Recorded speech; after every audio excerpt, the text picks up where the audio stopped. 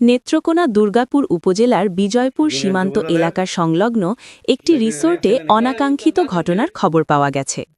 স্থানীয় সূত্রে জানা যায়, গত রাতে স্বপ্নকুড়ি রিসোর্ট এলাকায় এ ঘটনা ঘটে। তবে ঘটনার বিস্তারিত বিষয়ে এখনও স্পষ্ট তথ্য জানা যায়নি। এ ঘটনার পর এলাকা জুড়ে উদ্বেগের সৃষ্টি হয়েছে। সচেতন মহল অভিভাবকদের প্রতি আহ্বান জানিয়ে বলেন, সন্তানদের চলাফেরা, বন্ধু-বান্ধব ও কর্মকাণ্ড সম্পর্কে নিয়মিত খোঁজখবর রাখা অত্যন্ত জরুরি।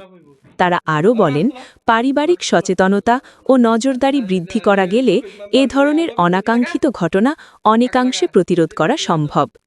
এ বিষয়ে স্থানীয় প্রশাসনের পক্ষ থেকে প্রয়োজনীয় ব্যবস্থা গ্রহণের কথাও জানা গেছে।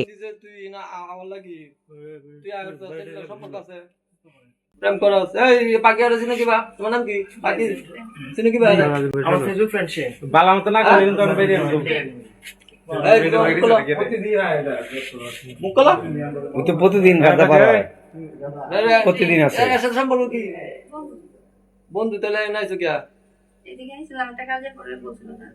রুমও কিয়াতে হ্যাঁ আড্ডা দিছ তুই কি আড্ডা দিতেছ?